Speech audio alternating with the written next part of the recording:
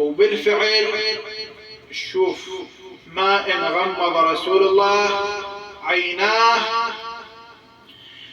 إلا وأصبح ذلك الهجوم المشؤوم. إخوان، الهجوم على أهل البيت، على أمير المؤمنين صلوات الله عليه، كان هجوما عقائديا، هجوما دينيا، قبل أن يكون هجوما عسكريا. ترى هي مو قضية هجوم عسكري وحرق بيت وكذا وما شاكل، لا، كان الهجوم هجوم عقائدي. وإلا وحقت لحد يومنا هذا احنا نعاني من ذلك الهجوم، هجوم يوم السقيفة. وإلا أسألك بالله، اليوم الدين اللي اجى به النبي صلى الله عليه وآله وسلم مش كم دين؟ واحد، اكو غيره؟ حلال محمد حلال إلى يوم الدين، وحرامه حرام إلى يوم الدين. انت تعال شوف هسه جمهور المسلمين، هذا اللي يصلي مشتف، وهذا اللي يصلي نص بالعيد، وهذا اللي من يتوضا يسبح، وهذا هذا كله أساس ذلك اليوم، يوم السقيفة. شوف هذا الظلم اللي وقع على بيت الزهراء صلوات الله عليها. وإلا أسألك بالله،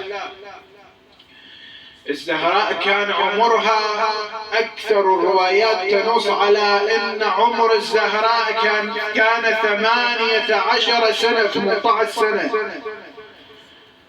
آبائي إخواني تعرف يعني شيء 18 سنة؟ يعني 18 سنة لعله هسه بهيك عمر بناتنا حتى سوالف ما يعرفون يسولفون، صح لو لا؟ عمر الزهراء 18 سنة، يهجمون على دارها أكثر من 300 جندي.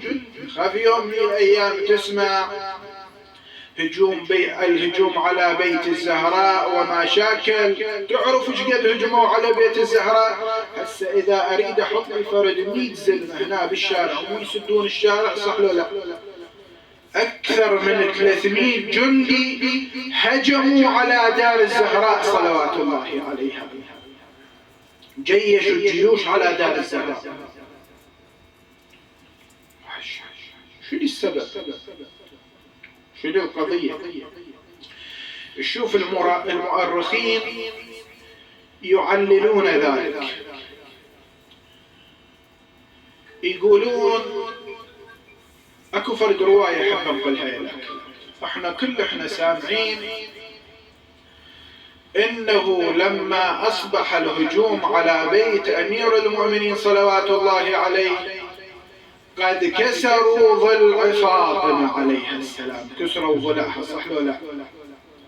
عندنا بعض الروايات مو بس ضلع فاطمة، كسروا يد فاطمة، كسروا ضلع فاطمة وكسروا ايد فاطمة. فاطمة عمرها 18 سنة، شنو تريد تسوي؟ امرأة عمرها 18 سنة، أكثر من 300 جندي يهجمون عليها. شوف المؤرخين الكتاب يعللون ذلك، يقولون هذا شنو سببه؟ يجون يذكرون عدة أسباب، أذكر لك فد 3 مو أكثر.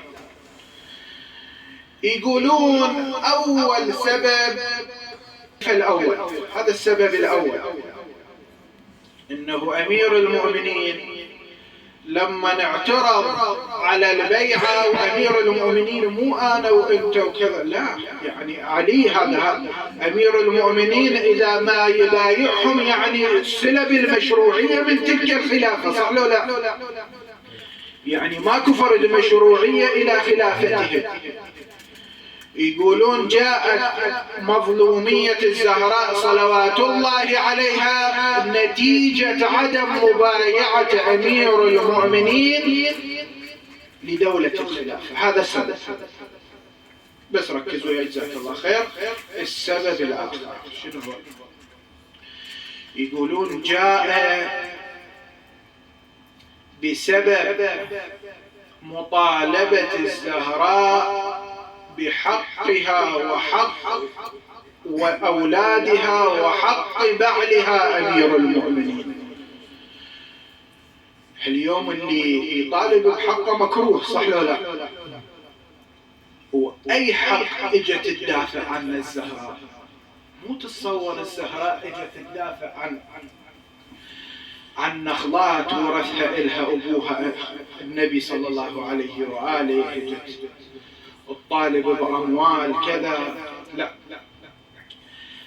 أول قضية جاءت الزهراء تطالب به هو ذلك الحق الذي سلبوه. شنو هو الحق الذي سلبوه؟ سمعة أهل البيت صلوات الله عليهم. هذا الإعلام العمري، هذا الإعلام الأموي، هذا الإعلام اللي أخذ حيز كبير في ذلك الوقت، باعتبار هذول أهل البيت، هذا علي وأولاد علي، هذول طلاب سلطة، هذول طلاب دنيا ومشاكل. اجت الزهراء حتى تبين ذلك الموقف، صاحت يا ناس يا عالم ترى عرفوا منو أنا مصدر من مصادر التشريع، اعلموا أني فاطمة وأبي محمد. الله صل على محمد وآل محمد. يعني أنتم مثل ما لا يجوز الكلام مع الرسول، ترى همنا ما يجوز الكلام وياي. ما آتاكم من الرسول فخذوه. يا ناس يا عالم ترى أنا مو مثل ما تتصورون، أنا مو مثل ما فهموكم، أنا الزهراء مصدر من مصادر التشريع. وقفت ذلك الموقف، اعلموا أني فاطمة وأبي محمد أقول عودا وبدءا ولا أقول ظلما وجورا. هذا كلام إلى فرد عمر. شوف هسه لعله هذول البعض من الكتاب أو حتى بعض من جمهور الناس يجي يقول لك امرأة صار لها 1400 سنة من استشهدت انقتلت ماتت، النتيجة صار لها هواي. هسه انتم قاعدون تأذنون امرأة صار لها آلاف السنين، شنو المعنى من ذلك؟ امرأة خلاص أكل عليها الدهر وشرب وكل شيء انتهى، حالها حال أي مرة، صح ولا لا؟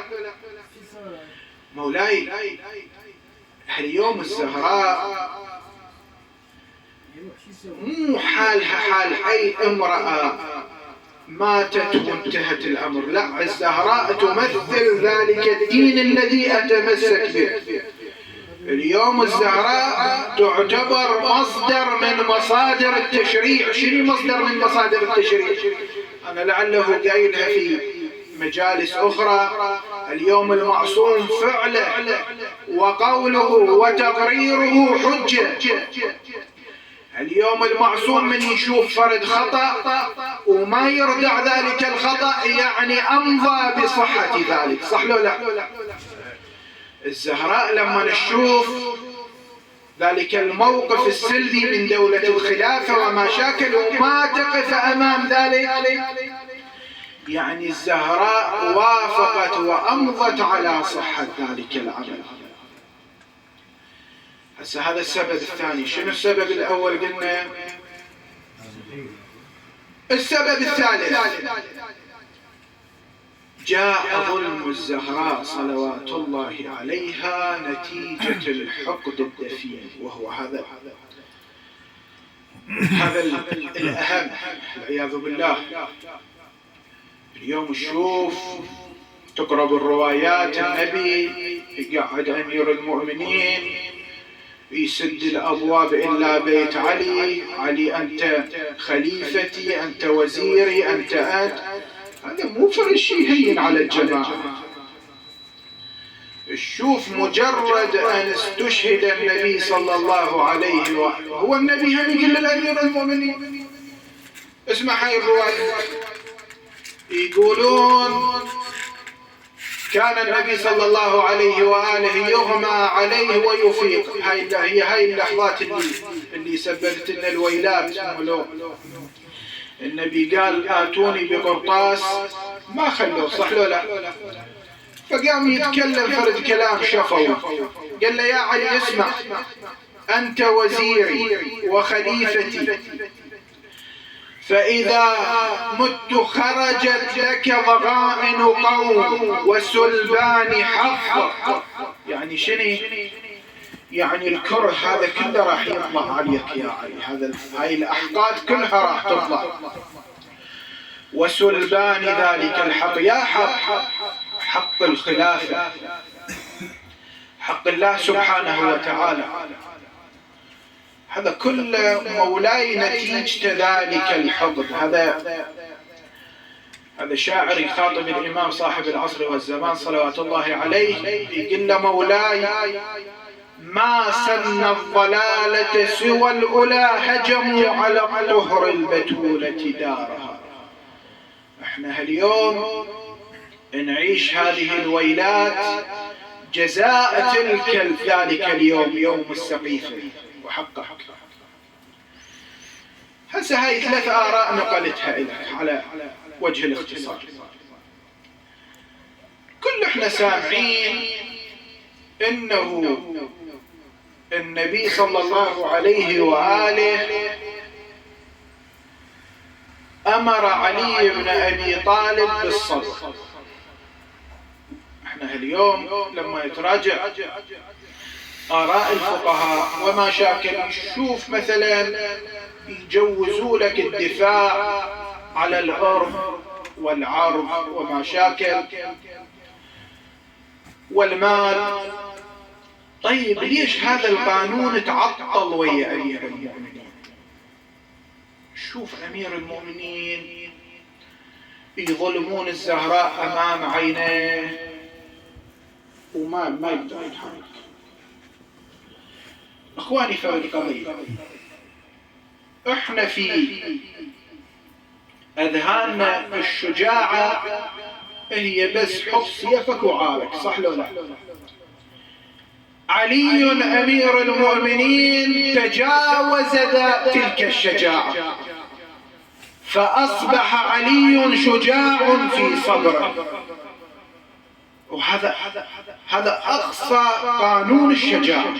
اليوم تشوف الانسان متمكن كل شيء يسوي، عنده عمام، عنده حمولة، عنده عشيرة كذا، ويجي فرد واحد يعتدي عليه، بس هذا مخافة من الله، أخلاقه كذا، ما يسوي له شيء. هاي مو شجاعة بالأخلاق.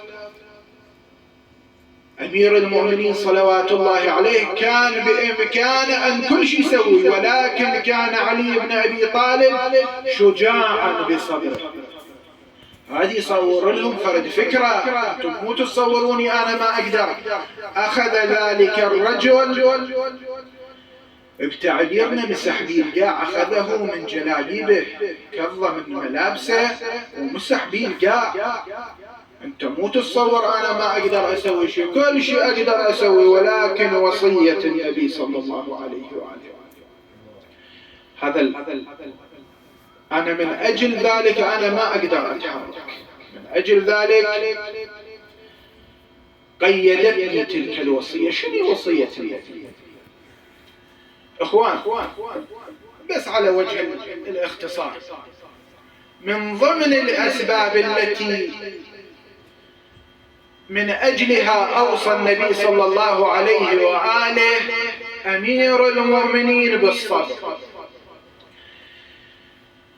المنافقين من داخل الإسلام كان عندهم فرد علم، وكان عندهم فرد مخطط بالذي يجري بعد استشهاد النبي صلى الله عليه وآله. أنت تعرف بعض القبائل إنما دخلت الإسلام لأجل المصلحة. الإسلام يحميهم، يحمي أموالهم، يحمي تجارتهم، خلاص تمسكوا بالإسلام، بس الإسلام فرض عليهم فرض جزية ضرائب كذا. هاي كانت القضية ما تلوق لهم. فكان عندهم فرد موعد وهو الانقلاب على الإسلام. يمتى هذا الموعد مالهم؟ موعدهم بعد أن يقتل النبي، بعد أن يموت النبي صلى الله عليه وآله. هاي وحدة، هاي الفتنة من داخل الإسلام. وهذا أبو سفيان وغير أبو سفيان كانوا يخوضون تلك المعركة الإعلامية اللي كان يروح للمسلمين يحرضهم على علي بن أبي طالب. يجي إلى علي بن أبي طالب يصيح بأعلى صوته: أين الأذلان؟ أين المستضعفان؟ يعني منه؟ يعني علي والعباس. أنتم ضعفاء ما تنهضون. أمير المؤمنين يلتفت له يقول له: يا أبا سفيان، إنما أردت بذلك الفتنة، أنت تريد فرد فتنة. هذا السبب الأول اللي النبي أوصى أمير المؤمنين بالصبر. يا علي، أنت إذا ما صبرت راح تخرج ضغائن القوم. بعد هذول المسلمين اللي داخل المسلمين كان عندهم فرد مخطط، وكان عندهم فرد اتصال ويا الروم اللي من خارج المسلمين، اللي خارج الإسلام، خارج الدولة الإسلامية. كان عندهم فرد مخططات، والنبي مريض كذا. انتم مجرد ان يقتل النبي، يموت النبي، الجماعة راح يهجمون على بيت علي بن أبي طالب. النتيجة علي ما راح يسكت، هذول ما راح يسكتون، راح يتقاتلون المسلمين فيما بينهم. انتم والمسلمين يتقاتلون بينهم، ادخلوا وامحوا على الإسلام. خلاص على الإسلام السلام، بعد لا كان دين ولا كانت رسالة. هذا السبب اللي النبي آخر لحظات حياته كل ما يفز يقول لهم: يا ناس، يا عالم، ديروا بالكم تتخلفون عن جيش أسامة، ديروا بالكم. النبي كان يوصي. هذا لعله من أبرز الأسباب اللي من خلال النبي صلى الله عليه وآله أوصى أمير المؤمنين بالصبر. يا علي، ترى هذول الجماعة متآمرين ويا الكفار، وانت إذا راح توقف بوجوههم هذول راح يدخلون يمحون على. فأمير المؤمنين صلوات الله عليه كان يفكر بالمصلحة العامة. خلاص، لعله الدفاع عن الزهراء، الدفاع عن بيته كذا، لعله مصلحة شخصية، يدافع عن عرضه، يدافع عن أرضه. بس النبي راد يوصل فرد فكرة إلى علي بن أبي طالب: يا علي، فكر بالمصلحة العامة. وكانت تلك قصة عند أمير المؤمنين صلوات الله عليه، وهو يرى ما يفعل بأهل بيته، ما يفعل بالزهراء. هسه قضية الهجوم والتفاصيل احنا قلنا ما نريد نتطرق لها، بها عدة آراء من علمائنا، من علماء المخالفين.